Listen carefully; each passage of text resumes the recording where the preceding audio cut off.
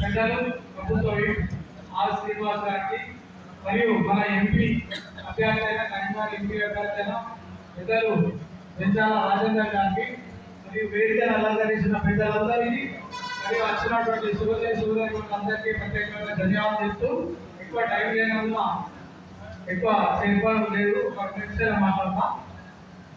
ఇప్పుడు మనం ఒకటే చేయాల్సింది, మొన్న 4 నెలల కింద ఎలాగైతే మనం అందరం బిఎల్ఎం కానీ వివిధ హోదాలు ఉన్న నాయకులు కానీ ఏ రకంగానైతే కష్టపడ్డామో ఇప్పుడు కూడా అంతకంటే రెట్టింపుగా ఇప్పుడు కష్టపడవలసిన అవసరం ఉన్నది. ఎందుకు అంటే ఇలా భారతదేశ అగ్రనేత మన రాహుల్ గాంధీ గారిని ప్రధానమంత్రి చేయాల్సిన బాధ్యత ఉంది.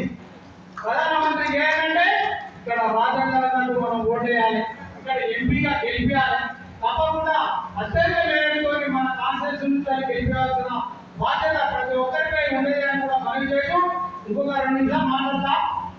ఇప్పుడు బండి సంజయ్ గురించి మాట్లాడితే 5 సంవత్సరాలు ఆయన చేసింది ఏం లేదు, ఖాళీ దేవుడు పేరు మొత్తం సంవత్సరాల పేరు చెప్పుకుంటా ఇయ్య లేవాలం, రేపు లేవాలం, ఎల్లుండి లేవాలం, మనకు తెలియనట్టుగా మనకు ఏదో రకంగా చేయనట్టుగా మభ్య పెట్టి ఆయన స్టేట్ చేసిన కూడా ఇక్కడ ఎలాంటి అభివృద్ధి చేయలేని దుర్భరమైన పరిస్థితి ఇలా బండి సంజయ్ గారు.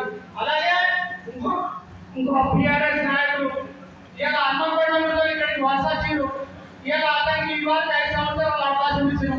అవకాశం ఇస్తే ఆయన ఎవరు కలుసు లేదు, కనీసం కాన్స్టిట్యూషన్ వాళ్ళ కార్యకర్తలు కూడా కలవలేని పరిస్థితి.